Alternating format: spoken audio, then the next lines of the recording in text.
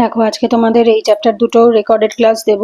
Last panchayat আর মিউনিসিপ্যালিটির ক্লাসটা recorded দিয়েছি, ওটা দেখে যদি কোনো ডাউট থাকে প্রশ্ন থাকে জিজ্ঞাসা করবে, বিকজ লাইভ ক্লাসের লিঙ্ক পাঠিয়েছিলাম, কেউ তো জয়েন করেনি, যার ফলে ওই ক্লাস দুটো রেকর্ডেড দিয়ে দিয়েছিলাম। আর আজকে পড়বো আমরা 41 আর 42 নাম্বার চ্যাপ্টার, 41 + 42। 41-এ রয়েছে ইউনিয়ন টেরিটরি, বেশি বড় নয় চ্যাপ্টার দুটো, ছোট ছোট চ্যাপ্টার, বেশিক্ষণ লাগবে না। এই দুটো পঞ্চায়েত মিউনিসিপ্যালিটির সাথেই করাবার কথা ছিল, বাট ওখানে দেওয়া নেই রেকর্ডেড ক্লাসে, দ্যাটস ওয়াই আমি এটা আলাদা করে দিয়ে দিচ্ছি। শিডিউল এবং ট্রাইবাল এলাকা, ঠিক আছে, স্টার্ট করছি। আচ্ছা, দেখো কি বলছে এখানে, আর্টিকেল নাম্বার ইউনিয়ন টেরিটরি, ঠিক আছে। এই যে ইউনিয়ন টেরিটরি শব্দটা, এটা অ্যাকচুয়ালি কোথায় রয়েছে? আমাদের ভারতের সংবিধানের 1 নম্বর আর্টিকেলে রয়েছে। এবং যখন আমরা পড়েছিলাম ইউনিয়ন অ্যান্ড ইটস টেরিটরি বলে যে চ্যাপ্টারটা ছিল, সেই চ্যাপ্টারটার সময় এরকম একটা টার্ম আমরা পেয়েছি। সেইখানে এই যে টেরিটরি অফ ইন্ডিয়া, টেরিটরি মানে জায়গা, ভারতের জায়গা বলতে কি বোঝানো হয়? ভারতের জায়গার মধ্যে 3টে অংশ পড়ে, যেটা 1 নম্বর আর্টিকেলে বলাই আছে, যেটা আমরা ইউনিয়ন অ্যান্ড ইটস টেরিটরি যে চ্যাপ্টারটা ছিল সেখানেই ডিটেলে পড়ে নিয়েছিলাম। তো তার ভেতরে যে 3টে পার্টের মধ্যে একটা পার্ট ছিল যার নাম হচ্ছে টেরিটরি অফ দ্য স্টেট, মানে রাজ্যের জায়গা। একটা 2 নাম্বার ছিল ইউনিয়ন টেরিটরি, মানে হচ্ছে কেন্দ্রশাসিত অঞ্চল। আর territory accrued by the government of India, মানে হচ্ছে যে জায়গাগুলো ভারত সরকার অ্যাকিওর করেছে, যেমন হচ্ছে গোয়া, ফরেন অ্যাকিওর যেগুলো বাইরের দেশ থেকে করা হয়েছে, পর্তুগিজদের থেকে যেগুলো নিয়েছিল, ফ্রান্সদের থেকে যেগুলো নিয়েছিল সেগুলো। এইবার বিষয়টা হচ্ছে কি, এর ভেতর থেকে এই চ্যাপ্টারে আমরা কোনটা পড়ছি? আমরা পড়ছি 2 নাম্বার পয়েন্ট, ইউনিয়ন টেরিটরি। কারণ টেরিটরি অফ স্টেট আমাদের বোঝা হয়ে গেছে, গভর্নমেন্টে কিভাবে টেরিটরি অ্যাকিওর করেছে গভর্নমেন্ট অফ ইন্ডিয়া, এগুলোও আমাদের পড়া হয়ে গেছিল। ইউনিয়ন অ্যান্ড ইটস টেরিটরি যে শুরুর দিকে 7 নাম্বার বা 6 নাম্বার যে চ্যাপ্টারটা ছিল সেখানে আমরা পড়ে ফেলেছিলাম।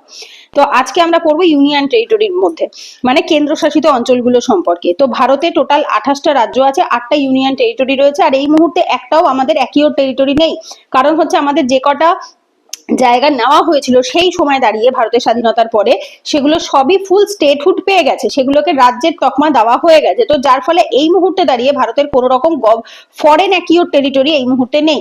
তো এই যে ইউনিয়ন টেরিটরি গুলো, এগুলো রাজ্যের থেকে আলাদা হয়। কেন আলাদা হয় এটা আমরা জানি, যে রাজ্যগুলোতে একটা স্বাধীনতা থাকে, একটা অটোনমি থাকে, এবং সেখানে একজন চিফ মিনিস্টার থাকে, সেখানে স্টেট লেজিসলেচার থাকে, লেজিসলেটিভ অ্যাসেম্বলি থাকে, আমরা সেগুলো পড়েছি।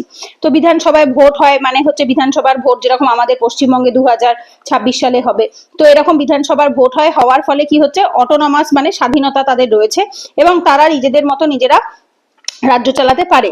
এই যে কি বলছে, they are govern directly by the central government. এবার এখানে পার্থক্যটা কোথায় রাজ্যের থেকে? যে এই যে ইউনিয়ন টেরিটরি গুলো থাকে, এরা নিজেদের স্বাধীনতা থাকে না এদের। কেন? তার কারণ হচ্ছে এদেরকে সেন্ট্রাল গভর্নমেন্ট ডিরেক্টলি কন্ট্রোল করে, এই জন্যই তো এদের নাম কেন্দ্রশাসিত অঞ্চল। বোঝা গেছে? এদের নাম কেন কেন্দ্রশাসিত? কারণ হচ্ছে কেন্দ্র এদেরকে শাসন করে, মেকিং দেম সেন্ট্রালি অ্যাডমিনিস্ট্রেটেড টেরিটরি। ওই যেটা আমি বললাম বাংলায়, এটাকেই যখন বাংলায় আমরা করব তখনই কি হবে, সেন্ট্রালি মানে কেন্দ্র, অ্যাডমিনিস্ট্রেটেড মানে শাসিত, আর টেরিটরি মানে হচ্ছে অঞ্চল, কেন্দ্র শাসিত অঞ্চল বা হচ্ছে ইউনিয়ন টেরিটরি বলা হয়ে থাকে। বোঝা গেছে? এইবার এটা তৈরি হচ্ছে কিভাবে বলছে, 1874 সালে এই এরিয়াগুলোকে কি বলা হতো? শিডিউল ডিস্ট্রিক্ট বলা হতো।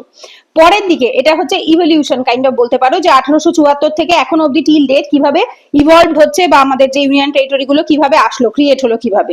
পরের দিকে এগুলোর নাম বদলে দিয়ে করা হয়েছিল কি, চিফ কমিশনার প্রভিন্স। ঠিক আছে, তখন কে হেড ছিল, মানে এই জায়গাগুলোকে কে দেখতো? চিফ কমিশনার দেখতো, যার জন্য বলা হতো চিফ কমিশনার প্রভিন্স। পরে স্বাধীনতার পরে এগুলোকে পার্ট সি তে রাখা হয়। আমরা পড়েছিলাম, মনে করে দেখো, part A, B, C, D, এইভাবে করে চারটে পার্টে ভাগ করা হয়েছিল। আর এই সি আর ডি এর মধ্যে, ডি তে শুধুমাত্র আন্দামান নিকোবর আইল্যান্ড ছিল, আর সি এর মধ্যে ম্যাক্সিমাম হচ্ছে ইউনিয়ন টেরিটরি গুলো ছিল। তো সেটাই বলেছে, স্বাধীনতার পরে এখানে পার্ট সি এবং পার্ট ডি টেরিটরির মধ্যে এদেরকে রাখা হয়েছিল। 1956 সালে যখন 7 নাম্বার কনস্টিটিউশনাল অ্যামেন্ডমেন্ট অ্যাক্ট আসে, যার মাধ্যমে, যেটাকে স্টেট রিঅর্গানাইজেশন অ্যাক্ট বলা হয়, আমরা পড়েছিলাম, যার থেকে 14টা প্রথম স্টেট তৈরি হচ্ছে। তো সেটার কথাই বলছে যে 1956 সালে 7 নাম্বার কনস্টিটিউশনাল অ্যামেন্ডমেন্ট অ্যাক্ট এবং স্টেট রিঅর্গানাইজেশন অ্যাক্ট আসার ফলে কি হচ্ছে, ইউনিয়ন টেরিটরি, এই যে টার্মটা, এই টার্মটার উদ্ভব হচ্ছে, এবং তখন থেকে অনেক ইউনিয়ন টেরিটরি ক্রিয়েট হচ্ছে, তৈরি হচ্ছে।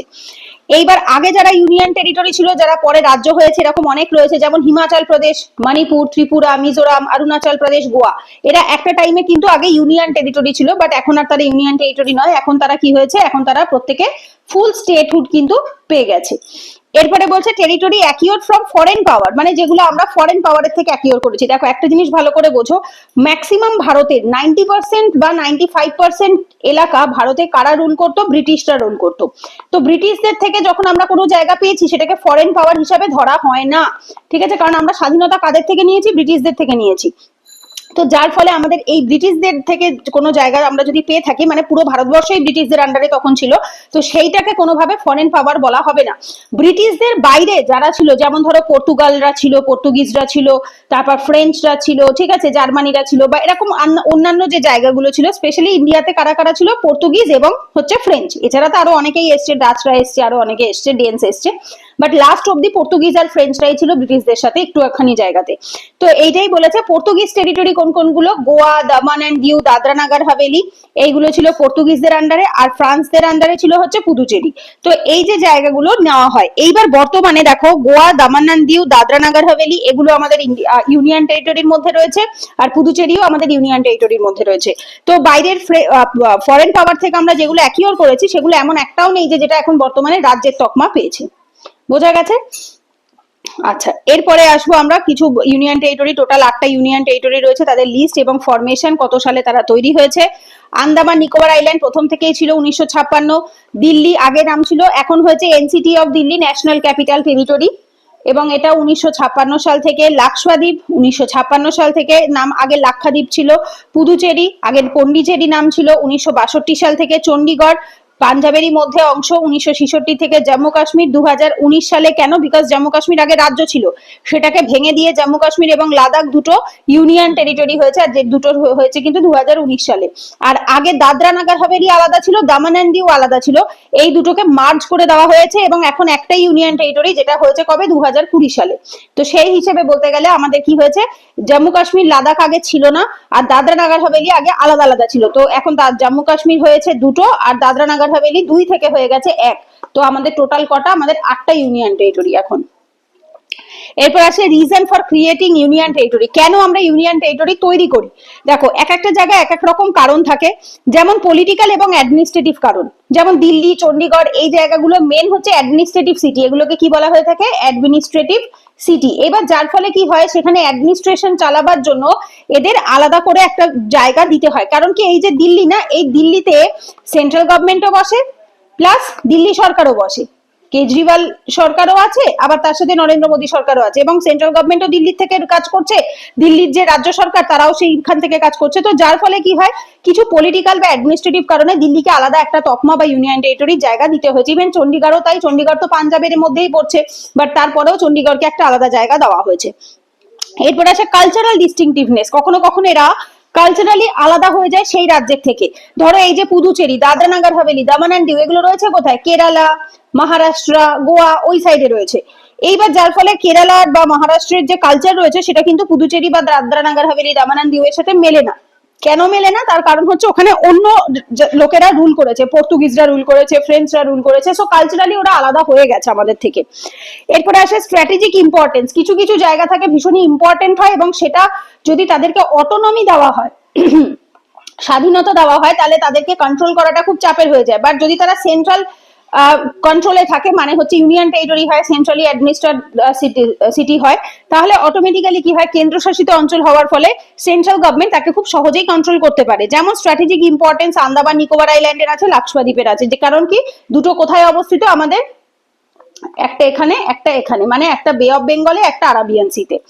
Special protection of tribal community. কিছু জায়গাতে ট্রাইবরা থাকে, আগে আগে এটা ছিল, এখন নেই যদিও, যেমন মিজোরাম, মণিপুর, ত্রিপুরা, অরুণাচল, এগুলো পরের দিকে, এখন এখন সব কি হয়ে গেছে? রাজ্য হয়ে গেছে।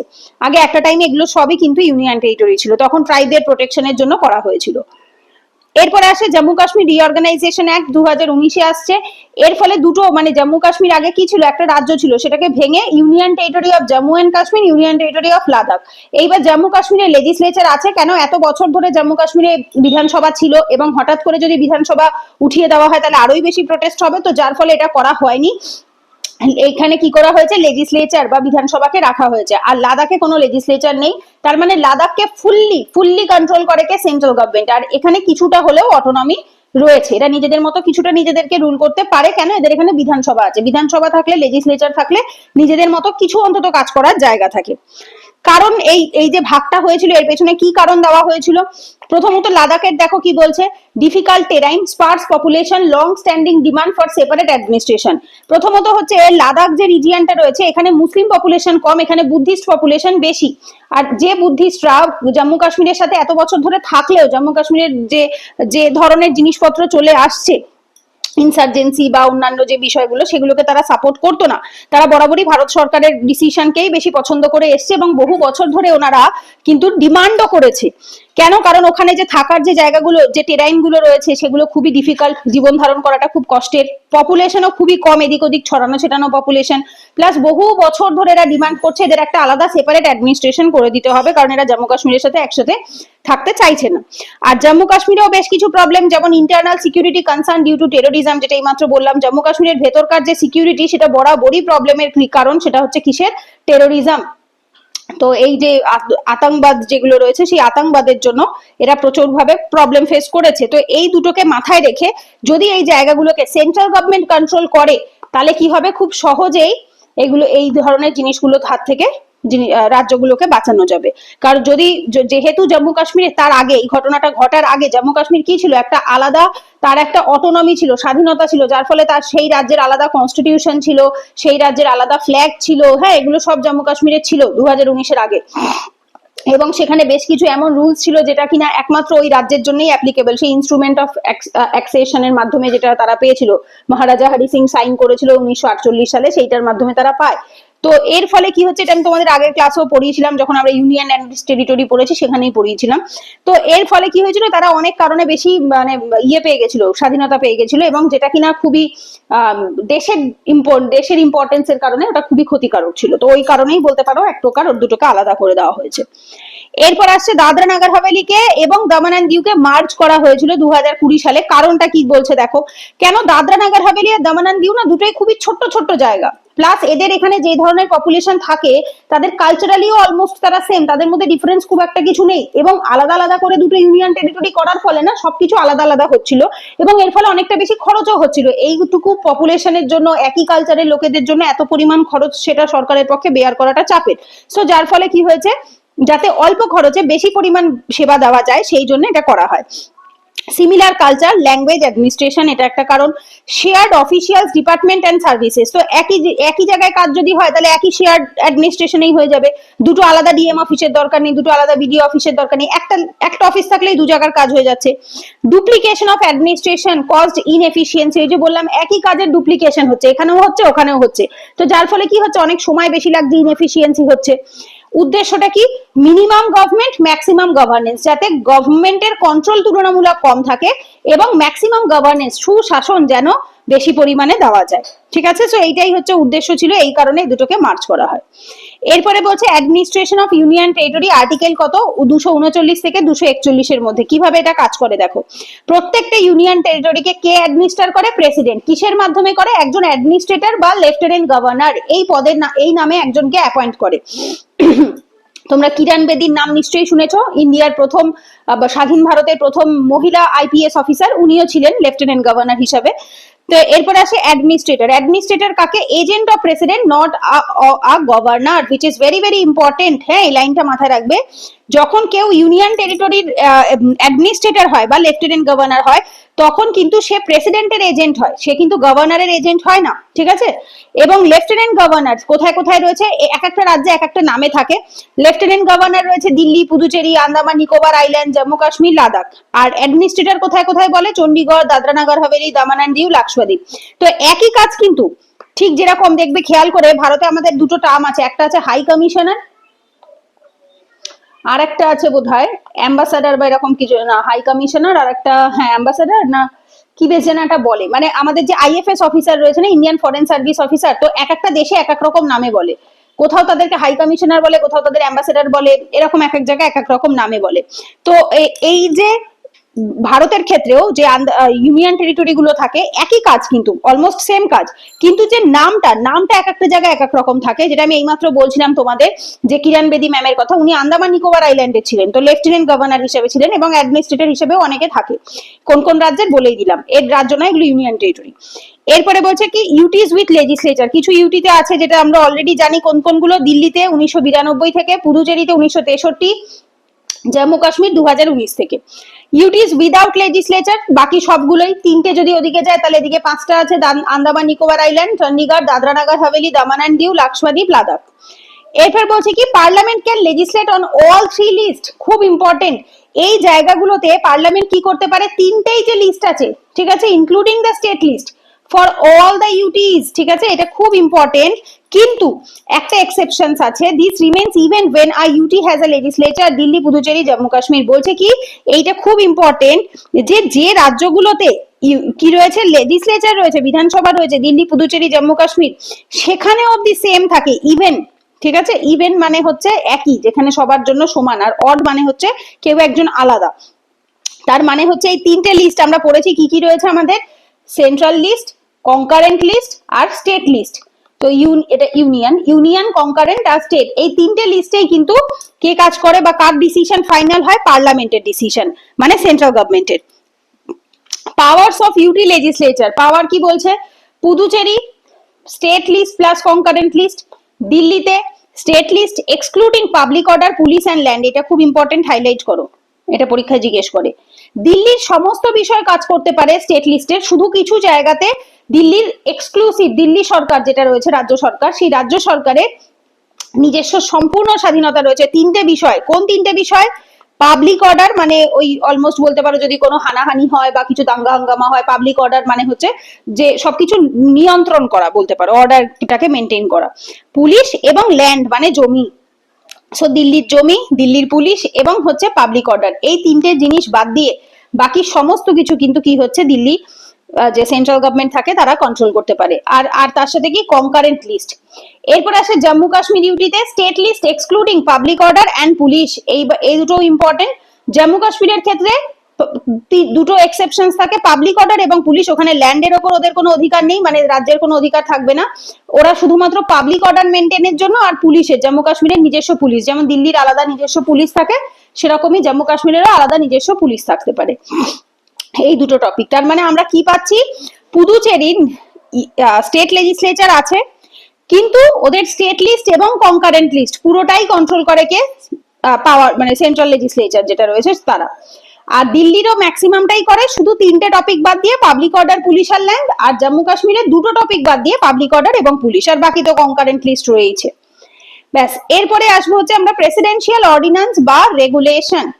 এটা কি বলছে, সেম ফোর্স অ্যাজ পার্লামেন্টারি ল, পার্লামেন্টারি ল এর যেরকম সেম ফোর্স থাকে, পার্লামেন্টারি ল যতটা বলতে পারো কার্যকরী হয়, ঠিক ততটাই কার্যকরী থাকে প্রেসিডেন্টের বলা কোনো অর্ডিন্যান্স, কোনো জারি করা কিছু হোক বা কোনো রেগুলেশনস হোক, সেটা কার ক্ষেত্রে হবে, আন্দামান নিকোবর আইল্যান্ড, লাক্ষাদ্বীপ, দাদরা নগর হাভেলি, দামান অ্যান্ড দিউ, লাদাখ। তো এই যে পাঁচটা ইউনিয়ন টেরিটরি রয়েছে, যে পাঁচটা ইউনিয়ন টেরিটরিতে কি নেই, এই হচ্ছে লেজিসলেচার নেই। তো সেই জায়গাতে প্রেসিডেন্টের বলা কোনো অর্ডার বা অর্ডিন্যান্সই ফাইনাল কথা বলে। এবং পার্লামেন্টারি অর্ডার মানে পার্লামেন্ট চাইলে হাইকোর্টও তৈরি করতে পারে একটা ইউটির জন্য, কোথায়, যেমন সেই এক্সিস্টিং হাইকোর্টের আন্ডারে, যেমন এই যে আমি বললাম দিল্লির নিজস্ব হাইকোর্ট রয়েছে, এছাড়া বাকি অন্যান্য যত আমাদের ইউনিয়ন টেরিটরি রয়েছে সেগুলো কোনো না কোনো কমন হাইকোর্টের মধ্যে রয়েছে। যেমন এই যে দেখো বলছে কি স্টেট হাইকোর্ট, যেমন Jammu Kashmir, Ladakh, share common high court.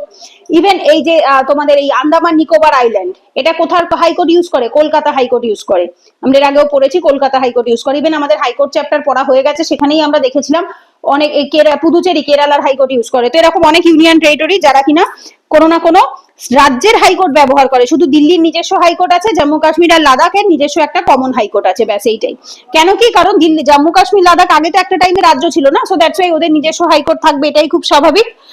কিন্তু এখন যেহেতু ইউনিয়ন টেরিটরি হয়ে গেছে, দ্যাটস ওয়াই তাতে কিন্তু চেঞ্জেস সেরকম কিছু আসেনি, ওই ওরা একটা কমন হাইকোর্টই ব্যবহার করছে। এরপর দেখো এইটা খুব ইম্পর্টেন্ট, পরীক্ষায় আসে generally, special provision for Delhi 69th amendment act 1991, 69তম অ্যামেন্ডমেন্ট অ্যাক্ট। এক সেকেন্ড একটু ওয়েট করো তো।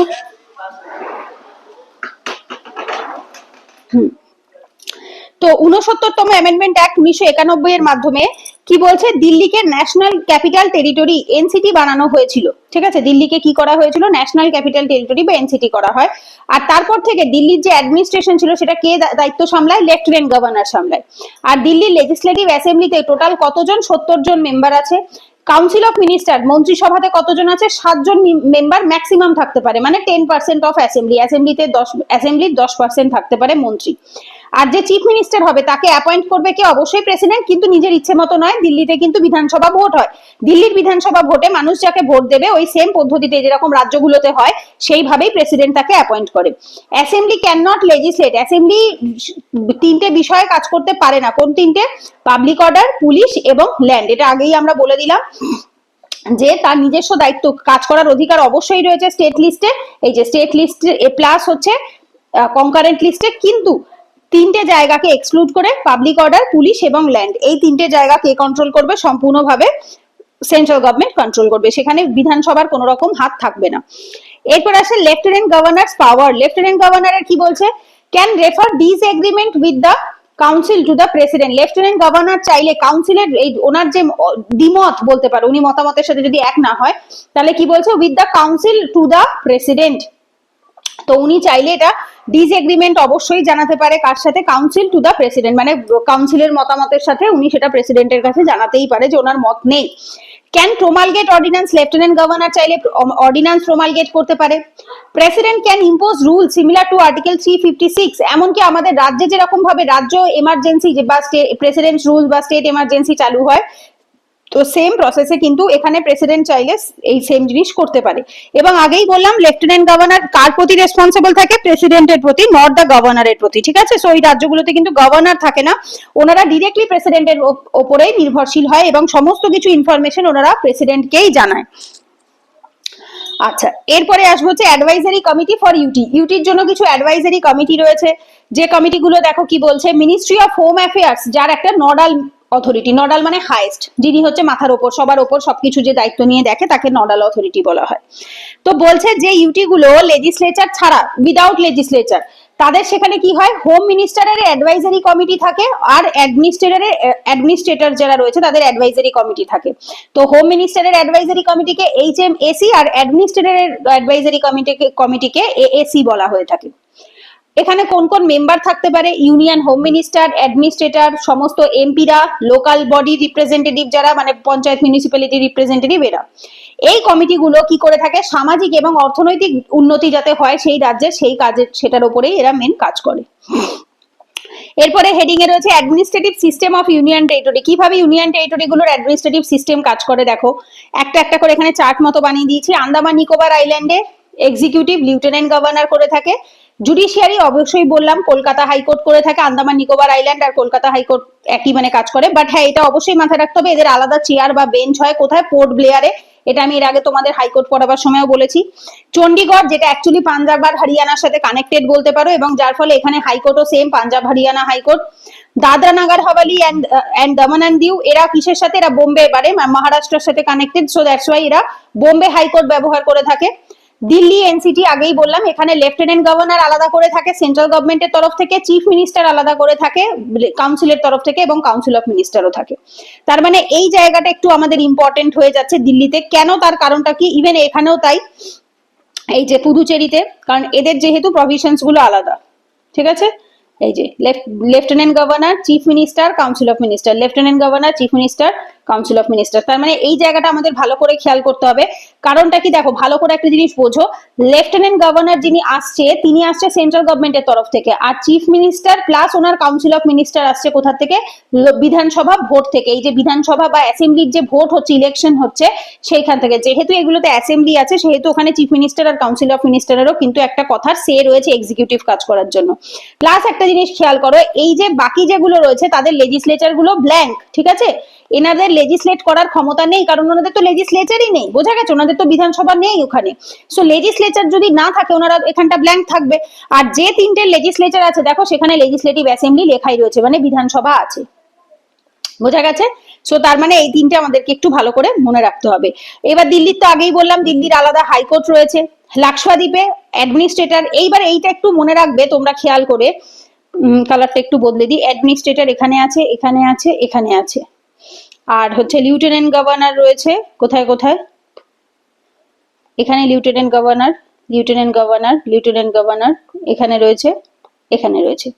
ঠিক আছে, সো লিউটেন্যান্ট গভর্নর রয়েছে আমাদের 1 2 3 4 5 জায়গায়, অ্যাডমিনিস্ট্রেটর রয়েছে আমাদের 3 জায়গায়। তো অ্যাডমিনিস্ট্রেটর কোথায় কোথায়, চণ্ডীগড়, দাদরা নগর হাভেলি, দমন এন্ড দিউ আর হচ্ছে লাক্ষাদ্বীপ। তো এইটা একটু মাথায় রেখো যে সব জায়গায় কিন্তু সবাই সেম ভাবে অ্যাডমিনিস্ট্রেশন চালায় না।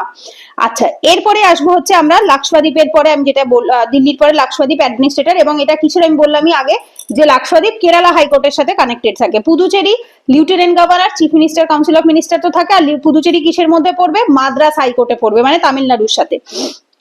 Jammu Kashmir lieutenant governor, chief minister এবং হচ্ছে কাউন্সিল অফ মিনিস্টার, এরা কোথায়, জম্মু কাশ্মীর এবং লাদাখ হাইকোর্টে। এরপরে আসে হচ্ছে লাদাখ, এটা কি বলছে, লিউটেন্যান্ট গভর্নর এবং হচ্ছে এখানেও অ্যাসেম্বলি ফাঁকা, জম্মু কাশ্মীর এবং লাদাখ হাইকোর্ট, বিকজ এদের আগেই বললাম এদের দুজনেরই একটা কমন হাইকোর্ট রয়েছে। ব্যাস, এরপরে আসবো হচ্ছে comparison between states and union territory. State আর ইউনিয়ন টেরিটরির মধ্যে পার্থক্যটা কি দেখো। রাজ্যের প্রথম যদি আমরা দেখি, এই যে সেন্টারের সাথে রাজ্যের যে সম্পর্ক, দ্যাট ইজ ফেডারাল সম্পর্ক, বোঝা গেছে, সেটা কি ফেডারাল সম্পর্ক। এক সেকেন্ড,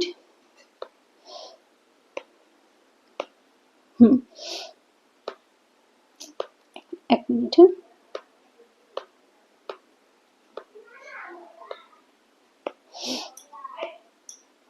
তো যেটা বলছিলাম, তো এদের সাথে যে সম্পর্ক, দ্যাট ইজ হচ্ছে ফেডারাল সম্পর্ক। ফেডারাল মানে হচ্ছে যেখানে নিজস্ব স্বাধীনতা রয়েছে, রাইট, তাদের কিছু ডিসেন্ট্রালাইজেশন রয়েছে, পাওয়ার অফ ডিসেন্ট্রালাইজেশন, বিকেন্দ্রীমুখী ক্ষমতা, মানে নিজেদের মতো করে তারা কিছু করতে পারে, অটোনমি রয়েছে। আর ইউনিয়ন টেরিটরি গুলোর সাথে সেন্টারের সম্পর্ক কি রকম, সম্পূর্ণ ইউনিটারি সম্পর্ক, মানে যেখানে আমরা এর আগে আমরা চ্যাপ্টার পড়েছি ফেডারালিজম আর ইউনিটারি, এগুলোর ফিচার্স আগে বুঝেছি, তো কনসেপ্ট আমি আর এখানে যাচ্ছি না, তো তোমরা জানোই এগুলো। রাজ্যেরটা হচ্ছে ফেডারাল আর হচ্ছে ইউনিয়ন টেরিটরি গুলো ইউনিটারি। কেন, কারণ হচ্ছে সেন্ট্রাল গভর্নমেন্ট ওদেরকে কন্ট্রোল করে, তাই। আচ্ছা, share distribution of power with the central, অবশ্যই ওরা কি করে থাকে, ক্ষমতা বন্টন করে থাকে, আর ওদেরকে ডিরেক্টলি কন্ট্রোল, ইউনিয়ন টেরিটরিগুলোকে কি করা হয়, সম্পূর্ণভাবে কন্ট্রোল এবং অ্যাডমিনিস্টার কে করে, সেন্ট্রাল গভর্নমেন্ট করে। এদের স্বাধীনতা বা অটোনমি রয়েছে, কারণ এদের সংবিধানই সেটা দিয়েছে, বাট এদের কিন্তু কোনো রকম অটোনমি নেই। এদের অ্যাডমিনিস্ট্রেটিভ সেটআপটা জেনারেলি ইউনিফর্ম হয়ে থাকে, ইউনিফর্ম মানে হচ্ছে সেম, অলমোস্ট সেম হয়ে থাকে সবই রাজ্যের, বাট এদের অ্যাডমিনিস্ট্রেটিভ সেটআপটা ভ্যারি করে, নো ইউনিফর্মিটি। কেন, কারণ এটা সেন্ট্রাল গভর্নমেন্টের উপর নির্ভর করে যে সে কিরকম রাখবে। দেখো খেয়াল করে, এইখানে এই যে 8টা আমাদের ইউনিয়ন টেরিটরি, এক একটা এক এক প্যাটার্নের, বোঝা গেছে, সো এগুলোর মধ্যে সেটআপটা একরকম হয় না। এখানে যে হেড থাকে, এক্সিকিউটিভ হেড, যার মানে যিনি সমস্ত কিছু এক্সিকিউট করে, এক্সিকিউটিভ কাজ কি, এক্সিকিউটিভ হচ্ছে সই সাবুত করে, ঠিক আছে, যেমন গভর্নরের নামে সবকিছু ওখানে পাস হয়ে থাকে, নেম, যে যার নামে আর কি, ডিজুরি ডি ফ্যাক্টো বুঝিয়েছিলাম, তো সেটাই নামে, যেটা এক্সিকিউটিভ কাজ যেগুলো করে, এক্সিকিউট করা কে করে থাকে, গভর্নর। আর এখানে এক্সিকিউটিভ হেড কে হয়ে থাকে, অ্যাডমিনিস্ট্রেটর বা লিউটেন্যান্ট গভর্নর, বা কোনো জায়গায় চিফ কমিশনার। যেরকম বললাম, এক একটা জায়গায় এক এক রকম নাম ব্যবহার করা হয়, পদটা কিন্তু সেম, কাজটাও কিন্তু সেম, বাট নামটা এক একটা জায়গায় এক এক রকম ব্যবহার করা হয়ে থাকে। আচ্ছা, তো বলছে গভর্নর এখানে একজন কনস্টিটিউশনাল হেড থাকে, কারণ এখানে উনি কিন্তু কনস্টিটিউশনাল হেড। আবারও বলে দিচ্ছি, ঠিক যেরকম দেশের president constitutional head, first citizen of India, but actual দেশ ইন্ডিয়াতে কিন্তু কি হয়ে থাকে, প্রাইম মিনিস্টারের ইয়েটাই, কাজটাই বেশি হয়, কিন্তু ঠিক সেরকমই রাজ্যের ক্ষেত্রেও কিন্তু গভর্নর কনস্টিটিউশনাল হেড হয়ে থাকে। আর এইখানে অ্যাডমিনিস্ট্রেটর যিনি থাকে, তিনি হয়ে থাকে প্রেসিডেন্টের এজেন্ট হিসেবে কাজ করে। এইখানে কিন্তু parliament can not legislate on the state list, হ্যাঁ কখনো কখনো পারে, এক্সেপ্ট আন্ডার স্পেশাল সার্কামস্ট্যান্স, ওটা অলরেডি আমরা পড়েছি, মনে করে দেখো, সেন্টার স্টেট রিলেশন বলে একটা চ্যাপ্টার পড়েছি, সেখানে 5টা স্পেশাল সার্কামস্ট্যান্স পড়েছি, যখন রাজ্যসভা নিজে রিকোয়েস্ট করে, যখন এমার্জেন্সি চলে, এরকম টাইপের বেশ কিছু সিচুয়েশন হয়, এক্সেপশনাল গ্রাউন্ড হয়, যে সময় একমাত্র পার্লামেন্ট চাইলে সেখানে নাক গলায়, আদারওয়াইজ অন্য টাইমে পার্লামেন্ট কিন্তু কোনো রকম ভাবে সব রাজ্যের বিষয়ে নাক গলায় না। কিন্তু এই ক্ষেত্রে পার্লামেন্ট কিন্তু সম্পূর্ণ লেজিসলেট করতে পারে on any subject of all the 3 list of the UTs. UT গুলোর যে 3টে লিস্ট রয়েছে, তাতে এনি সাবজেক্টে কিন্তু সে কি করতে পারে, লেজিসলেট করতে পারে। বোঝা গেছে, এটাই হচ্ছে বেসিক পার্থক্য অ্যাবাউট স্টেট, মানে স্টেটকে আমরা কি বলি, রাজ্য, আর হচ্ছে ইউনিয়ন টেরিটরি কোনগুলো, ইউনিয়ন টেরিটরি গুলো হচ্ছে কেন্দ্রশাসিত অঞ্চল। আচ্ছা, এরপরে বলছে কি, articles related to union territory at a glance. এখানে কিছু কিছু আর্টিকেল দিয়েছে যেগুলো ইম্পর্টেন্ট, স্পেশালি আমি বলে দিচ্ছি। 239টা important, administrator of union territory, 39 এর A, creation and legislation or council of minister, এটা একবার দেখতে পারো, অতটা নয়। 239-এর এটা বেশি important, special provision for Delhi, এটার উপরে কোশ্চেন এসছে। আচ্ছা, এছাড়া পাওয়ার অর্ডিন্যান্স 239-এর B, administrator to promulgate ordinances. 241 high court for the union territory, ব্যাস। আর কুরগেটটা দরকার নেই, এটা রিপিল হয়ে গেছে। চলো এর পরের চ্যাপ্টারে চলে আসি। পরের 42 নাম্বার চ্যাপ্টার কি বলছে, শিডিউল এবং ট্রাইবাল এরিয়াস। শিডিউল ট্রাইবাল এলাকাতে কি বলছে, এটার আর্টিকেল আমাদের স্টার্ট হচ্ছে কত থেকে, আর্টিকেল 244 244। তো 244 আর্টিকেলে বলেছে schedule areas and tribal areas. এইবার এই দুটো আমরা কোথায় পেয়েছি মনে করে দেখো, আমরা শিডিউল পড়েছিলাম, 12টা শিডিউল পড়েছিলাম, যেখানে 5th অ্যান্ড 6th শিডিউল পেয়েছিলাম, এবং এটা তোমাদের পলিটিতে ইম্পর্টেন্ট, জিএস পেপার 4 এ ইম্পর্টেন্ট, প্লাস তোমার যারা অ্যানথ্রোপোলজি অপশনাল পড়বে তাদের জন্য এটা ইম্পর্টেন্ট হয়, কারণ ট্রাইবালের ওপর কোশ্চেন থাকে। ইভেন জিএস 1 এ সোশ্যাল ইস্যুর মধ্যেও ট্রাইবস থাকে, তো সেখান থেকেও কোশ্চেন আসতে পারে। তো 5th 6th শিডিউল এই দুটোই কিন্তু খুব ইম্পর্টেন্ট টপিক, পরীক্ষার জন্য অনেকবার এসছেও। তো 5th শিডিউল যেটা রয়েছে সেখানে কি বলছে, এটা ট্রাইবাল এলাকাগুলো, শিডিউল এরিয়া এবং শিডিউল ট্রাইবস যারা রয়েছে সমস্ত জায়গাতে অ্যাপ্লিকেবল হবে এটা। কিন্তু 4টে রাজ্য রয়েছে যেটা এক্সেপশন, কোন কোনগুলো, আসাম, মেঘালয়, ত্রিপুরা, মিজোরাম। এটা আমি এইভাবে মনে রাখি, AM TM এইভাবে মনে রাখবে। আসাম, মেঘালয় এরা গায়ে গায়ে লেগে থাকে, বাংলাদেশের ঠিক ওপরটার থেকে, এরকম মেঘের মতোই দেখতে লাগে মেঘালয়, তার ঠিক ওপরে আসাম। এ পাশে রয়েছে ত্রিপুরা, মিজোরাম, ওরাও আবার গায়ে গায়ে লেগে থাকে, এইভাবে করে মনে রাখবে, আসাম, মেঘালয়, ত্রিপুরা, মিজোরাম, AM TM। আর এরপরে আসে 6th শিডিউল, যেটা অ্যাপ্লাই হয় কোথায়, ট্রাইবাল এলাকা of the above 4 north eastern state. এইবার এই এলাকাগুলোর যে, এই ওপরে যে 4টে মেনশন করলাম যে রাজ্যগুলো, তাদের যে ট্রাইবাল এলাকাগুলো রয়েছে, ট্রাইবাল এরিয়া রয়েছে, সেইখানে 6th শিডিউল অ্যাপ্লাই হয়। ঠিক আছে, তো এরপরে কি বলছে, administration of schedule area. 5th শিডিউলের আন্ডারে কিভাবে অ্যাডমিনিস্ট্রেশন চলে দেখো, এদের অ্যাডমিনিস্ট্রেশন এটা করা হয়েছে, তার কারণটা কি, অবশ্যই ট্রাইবদেরকে স্বাধীনতা দেওয়া, তাদের কালচার এবং অর্থনৈতিক ইন্টারেস্টকে রক্ষা করা, সামাজিক, অর্থনৈতিক, রাজনৈতিক ন্যায় বিচার দেওয়া, এছাড়া যাতে তাদের উপর কোনো অত্যাচার না হয়, তাদের প্রতি কোনো এক্সপ্লয়টেশন না হয়, সেই এলাকায় শান্তি এবং ভালো সুশাসন যাতে বজায় থাকে সেইটা দেখা। তো এইটাকে কি বলা হয়ে থাকে, আ কনস্টিটিউশন উইদিন আ কনস্টিটিউশন। এইটা খুব ইম্পর্টেন্ট, হ্যাঁ, হাইলাইট করো। তো এটা বানানো হয়েছে এই কারণে যে একটা সংবিধানের মধ্যেও যেন একটা সংবিধান থাকে, যেন এরকম না হয় যে গরিব মানুষ বা যারা পিছিয়ে পড়া বা ট্রাইব যারা, যাদের জন্য এটা বানানো হয়েছে, তারা কোনোভাবে যাতে অত্যাচারিত, এক্সপ্লয়েটেড না হয়। তো সংবিধানের মধ্যেও একটা সংবিধান, মানে আর গুড গভর্নেন্স দেওয়ার জন্য এটাকে আরেকটু স্ট্রং বানানো হয়েছে এটা করে। এরপরে কি বলছে, ডিক্লারেশন অফ শিডিউল এরিয়া। এবার এটা কে ডিক্লেয়ার করতে পারে, 100 বার প্রেসিডেন্ট, এটা আলাদা করে বলার অপেক্ষা রাখেন, এর আগেও আমরা শুনেওছি, পড়েওছি, আর যদি ভুলে গিয়ে থাকি তাহলে আবারও দেখে নেব। এটা কে ডিক্লেয়ার করতে পারে, প্রেসিডেন্ট করতে পারে। এইবার কি করতে পারে উনি, অবশ্যই ওনার কি কি অধিকার আছে দেখবো আমরা। ডিক্লেয়ার, একটা জায়গাকে ডিক্লেয়ার করতে পারে, সেই জায়গার এলাকাকে কমাতে বা বাড়াতে পারে। উনি চাইলে বাউন্ডারি গুলোকে অল্টার করতে পারে, বা অল্টার মানে চেঞ্জ করা, ঠিক আছে। ধরো কোনো জায়গায় এরকম ছিল আর কোনো জায়গাটা এরকম ছিল, উনি চাইলে এই বাউন্ডারিটাকে সরিয়ে এখানে দিয়ে দিতে পারে আর এটাকে এরকম বড় করে দিতে পারে, ওনার সেই অধিকার আছে। Recent or redeclare constitutions with governance, redeclare মানে কোনো জায়গাকে উনি পুনরায় ডিক্লেয়ার করতে পারে, কার সাথে কনসাল্ট করে, গভর্নরের সাথে, ওই এলাকায়, ওই রাজ্যের। যেমন ধরো যদি এটা আসামের হয়, আসামে একজন গভর্নর আছে, সো আসামের গভর্নরের সাথে উনি কথা বলবে, কনসাল্ট করবে, করে তারপরে উনি এটাকে রিসিন্ড বা রিডিক্লেয়ার করতে পারে, পুনরায় আবার ওটাকে কিছু ডিক্লেয়ার করতে পারে।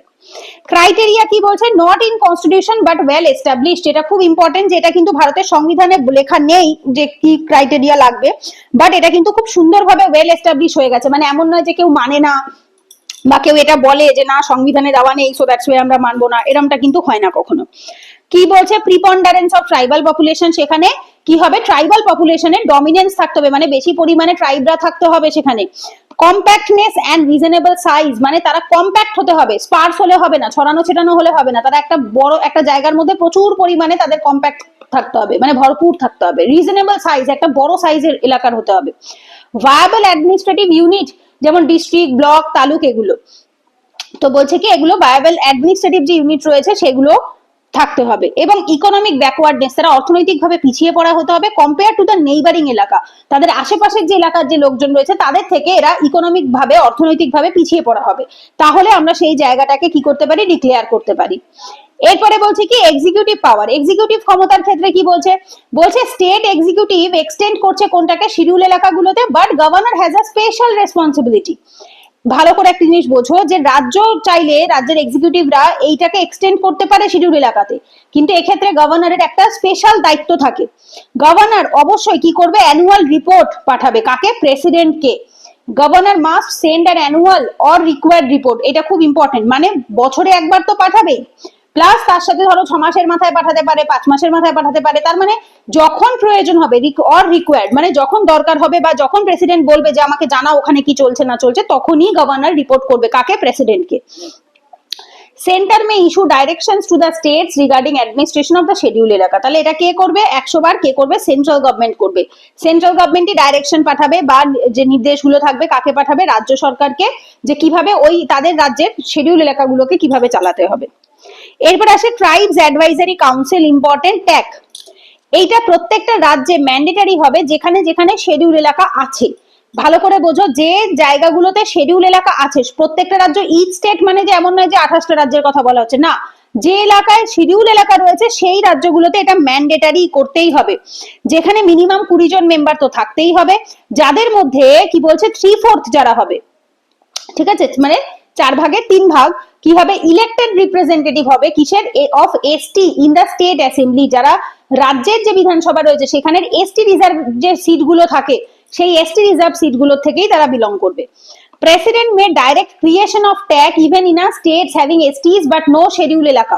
বলছে প্রেসিডেন্ট যদি মনে করে যে এই ট্যাগকে উনি তৈরি করতে চান অন্য কোনো রাজ্যে, যে রাজ্যে হয়তো ধরো এসটি মানে শিডিউল এলাকা নেই, তাহলেও তিনি করতে পারে যদি সেই রাজ্যে এসটি থাকে। মানে কোন রাজ্যে যদি শিডিউল ট্রাইবস এর সংখ্যা বেশি থাকে অথচ ধরো শিডিউল এলাকা নেই, ঠিক আছে, শিডিউল এরিয়াস নেই, একটা জিনিস ভালো করে বুঝবে, শিডিউল ট্রাইব আর শিডিউল এলাকা দুটো কিন্তু এক নয়। শিডিউল এলাকা কিন্তু এই 4টে রাজ্যেই রয়েছে, যে 4টে রাজ্যের নাম এখানে স্পষ্টভাবে মেনশন করা রয়েছে, আসাম, মেঘালয়, ত্রিপুরা, মিজোরাম, ঠিক আছে। তো এই জায়গাগুলোর কথাই বলা হচ্ছে, কিন্তু আদারওয়াইজ কিন্তু অন্যান্য যে জায়গাগুলো রয়েছে সেই জায়গাগুলোতে কিন্তু শিডিউল এলাকা ছাড়াও কিন্তু ট্রাইবাল এলাকা থাকতে পারে, শিডিউল ট্রাইব থাকতে পারে। তো প্রেসিডেন্ট চাইলে যে যে জায়গায় শিডিউল ট্রাইব রয়েছে, হয়তো এরিয়া নেই, সেই সমস্ত জায়গাতে উনি চাইলে এগুলো অ্যাপ্লাই করতে পারে। এরপর আসে laws applicable to schedule areas, এটা কে করে, লজটা অ্যাপ্লিকেবল গভর্নর করে।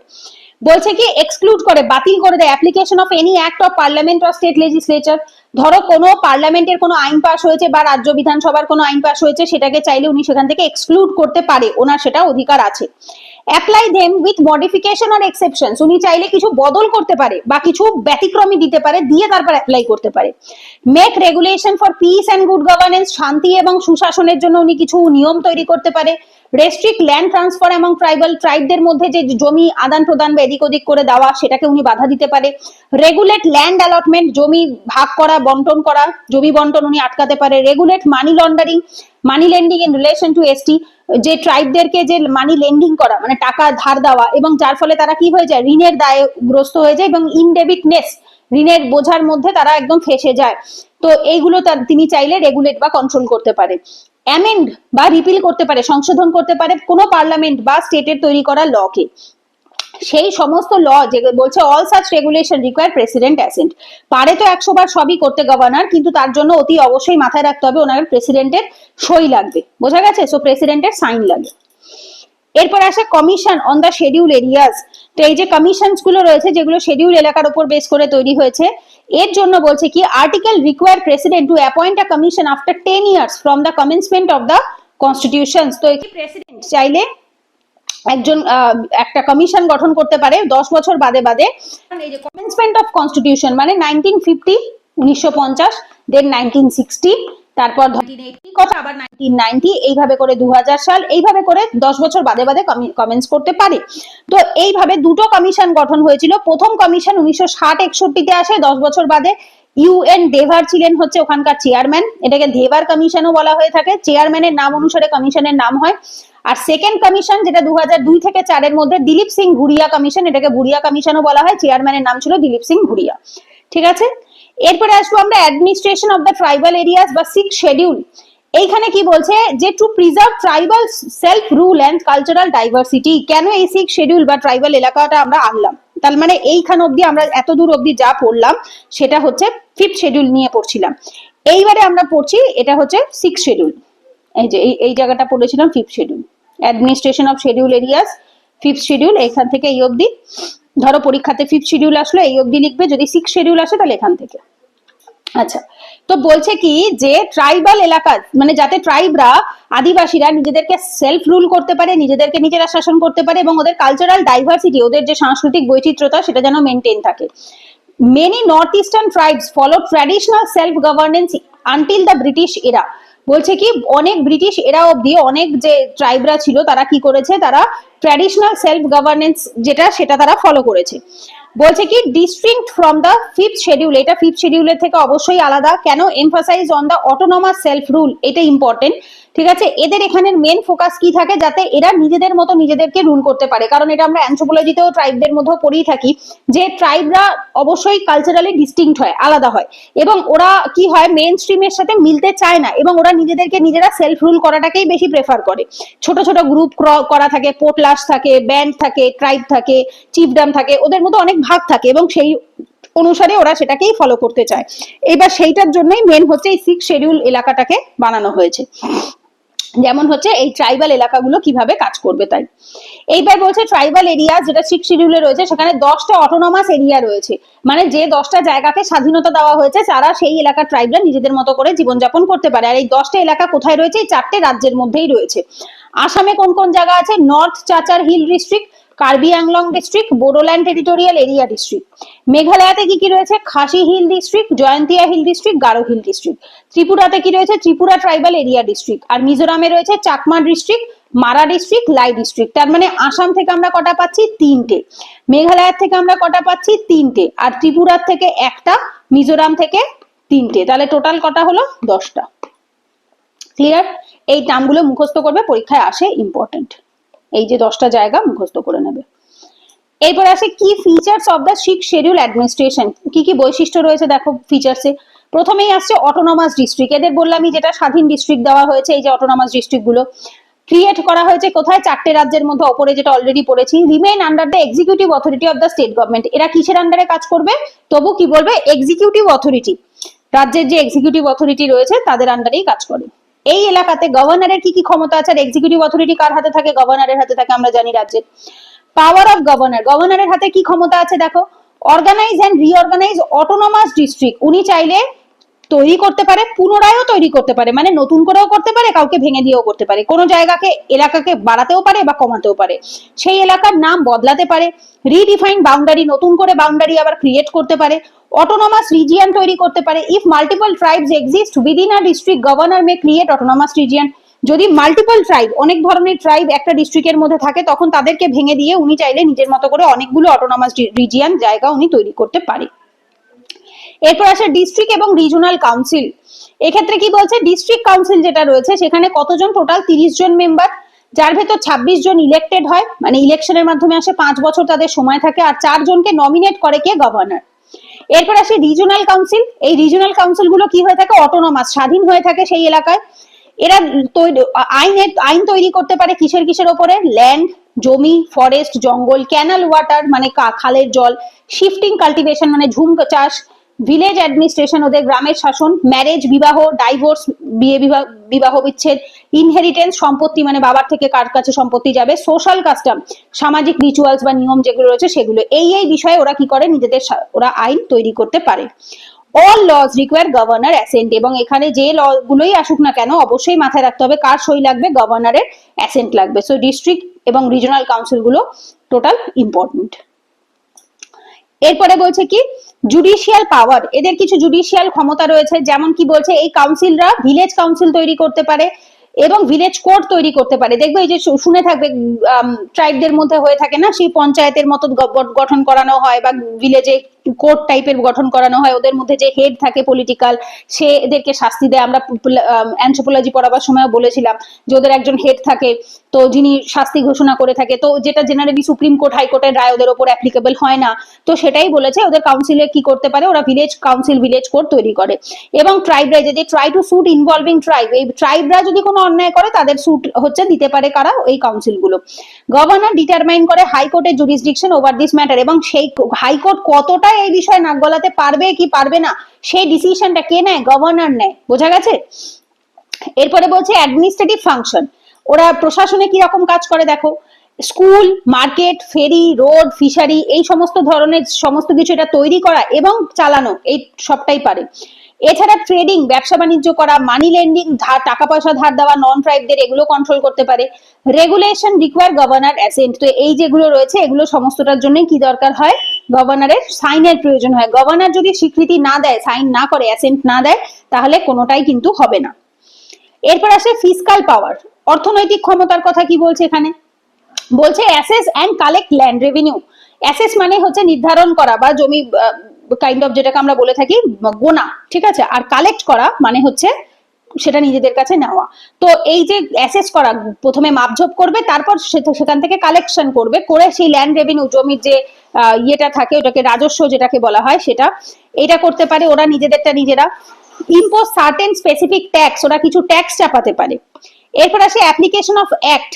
অ্যাক্টের অ্যাপ্লিকেশন কি বলছে এখানে, acts of parliament or state legislature do not automatically apply. তো বলছে কি এই যে অ্যাক্টস অফ পার্লামেন্ট বা স্টেট লেজিসলেচার, এটা কিন্তু অটোমেটিক্যালি এদের ওপর অ্যাপ্লাই হয় না, which is very very important. হ্যাঁ, তো যখন পার্লামেন্ট বা রাজ্য যে বিধানসভা রয়েছে তারা যদি কোনো রকম অ্যাক্ট বা আইন পাস করায়, তাহলে সেই আইন কিন্তু অটোমেটিক্যালি অ্যাপ্লাই হয় না।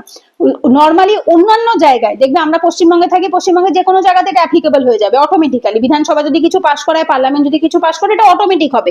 বাট এই এলাকাগুলোতে কিন্তু অটোমেটিক হয় না। এখানে আগে কিছু মডিফিকেশনস হয়, কিছু এক্সেপশনস থাকে, এই যে may apply with some modifications or exception, এখানে কিছু চেঞ্জেস মডিফাই করতে হবে বা কিছু বিকল্প দিতে হবে বা কাইন্ড অফ বলতে পারো এক্সেপশনস দিতে হবে, ব্যতিক্রম দিতে হবে, তারপরেই একমাত্র এটা এখানে অ্যাপ্লিকেবল হতে পারে। এটা কিন্তু ইম্পর্টেন্ট।